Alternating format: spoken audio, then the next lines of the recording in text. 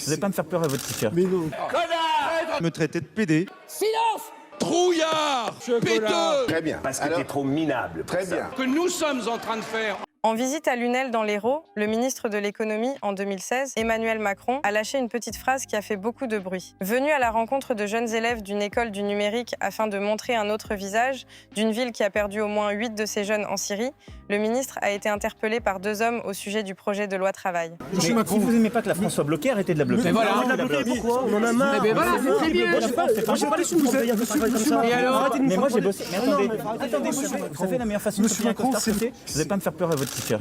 La meilleure façon de se payer un costard, c'est de travailler. Voilà. C'est travailler. Mais plus l'âge de 16 ans de travail, monsieur. Lors du débat entre les 2 candidats au second tour de l'élection présidentielle, Nicolas Sarkozy et Ségolène Royal, le ton monte.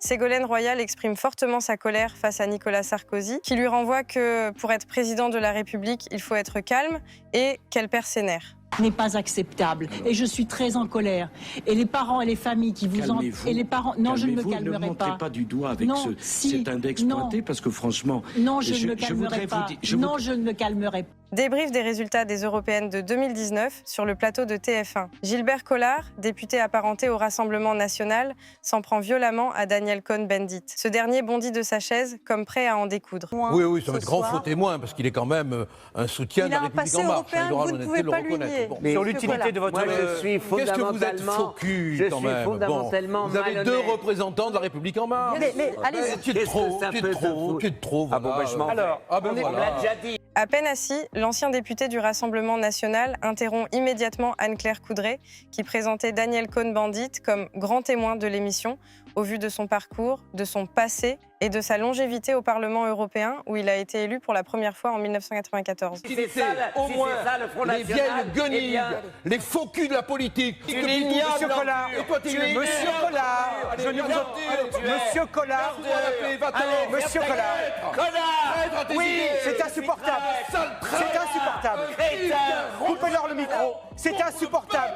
La députée La France Insoumise de Seine-Saint-Denis, Clémentine Autain, a recadré son collègue centriste Meyer Habib, à qui elle a reproché d'avoir traité des insoumises et des communistes de petites connes sur Twitter. Meyer Habib raillait effectivement une danse contre la réforme des retraites organisée devant l'Assemblée par des élus de gauche en usant du hashtag à cause des petites connes. Traiter des parlementaires de petites connes sur les réseaux sociaux est à la fois sexiste et insultant. C'était sur l'air de à cause des garçons et j'ai coté oui à cause des petites connes parce que c'est bien le minimum. En déplacement en Bretagne, Emmanuel Macron a évoqué, au détour d'une plaisanterie mal avisée, les kwassa, ces embarcations de fortune utilisées par les passeurs pour amener des migrants comoriens vers Mayotte. L'entourage du président reconnaît une plaisanterie pas très heureuse. Quoi ça Ah non, c'est en Mayotte, les quoi ça. Monsieur le Président, vous êtes un connaisseur. Mais le quoi ça pêche peu. Il amène du comoréen. C'est différent. Au lendemain des perquisitions menées contre son domicile et le siège de LFI à l'Assemblée nationale, alors qu'il était questionné sur ces perquisitions, Jean-Luc Mélenchon n'a pas hésité à se moquer de l'accent du Sud d'une journaliste de France 3 qui lui posait une question. Le pouvoir judiciaire de Fillon et de Le Pen que c'était une décadence de la République. Parce que... Et alors, qu'est-ce que ça veut dire? Non, mais... Qu'est-ce que ça veut dire? C'est quoi votre question, madame?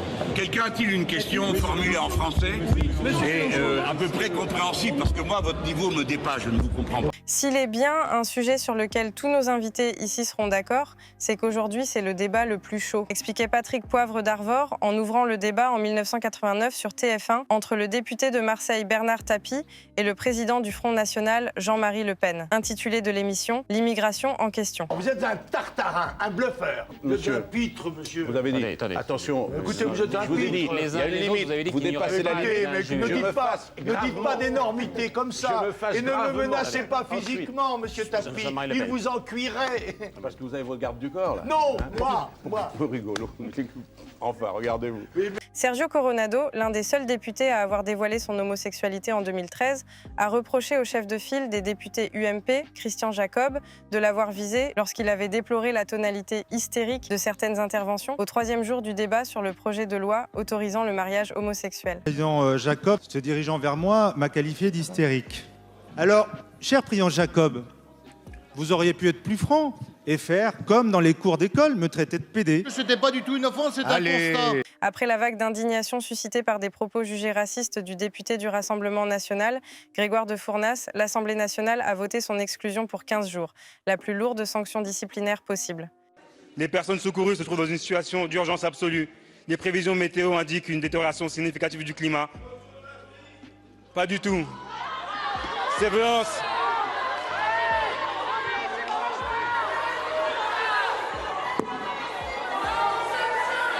En 2002, lors d'un meeting à Strasbourg, François Bayrou, qui à cette époque portait les couleurs de l'UDF, avait été surpris qu'un enfant essaie de le voler. Le candidat à la présidentielle avait estimé quelques jours après que cette gifle était un geste de père de famille sans gravité. Pendant la discussion, quelques enfants se massent autour du candidat.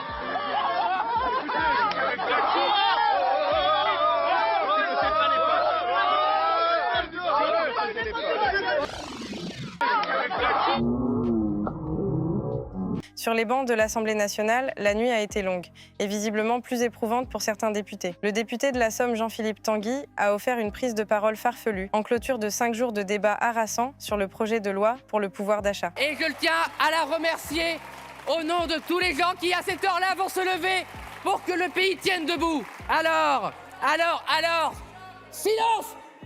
Alors, oh, ce cri du cœur! J'avoue, Monsieur Tanguy, s'il vous plaît. Qui a inspiré, je pense, beaucoup de gens parmi nous. En 2007, c'est l'événement en pays Bigouden. Nicolas Sarkozy, alors président de la République, est présent. C'est même une première. Il vient à la rencontre des pêcheurs excédés par l'augmentation du prix du gasoil. La grève paralyse les quais. C'est toi qui as dit ça? Bah descends un peu le dire. Descends un peu. Si tu crois que c'est en insultant que tu vas régler le problème des pêcheurs. Dans un hémicycle déjà échauffé par l'examen de la réforme des retraites, les insultes lancées par Aurélien Saint-Toul, député de la France Insoumise, contre Olivier Dussopt, ont choqué. L'élu insoumis a accusé le ministre du Travail d'être un imposteur et un assassin. Vous êtes un imposteur et un assassin. J'entends vos excuses, mais vous comprendrez qu'être traité d'assassin ne se pardonne pas. Vous voulez quoi? Vous voulez recommencer? Vous voulez ma tête comme mon collègue? Vous aussi, vous voulez poser avec ma tête coupée? Personne n'a craqué! Personne n'a craqué! Et nous sommes là, devant vous, pour la réforme! Le 16 mai 2011, Maxime Grémetz rendait son écharpe de député, préférant démissionner que d'être payé à ne rien faire. Un point final, après 33 ans de coups de gueule et d'engagement poussés parfois jusqu'à l'action violente. Voici un exemple. 20 € là, viens. Hein, viens là. Mais viens là. Sois un homme. Mais t'es un petit chien. Le député PS des Landes, Henri Emmanuelli, s'est emporté contre les propos de François Fillon en faisant furtivement un doigt d'honneur pendant que le Premier ministre répondait à une question de l'opposition sur la réforme fiscale à l'Assemblée nationale. Sous le gouvernement de M. Schröder, a fait plus tôt les réformes que nous sommes en train de faire en ce moment.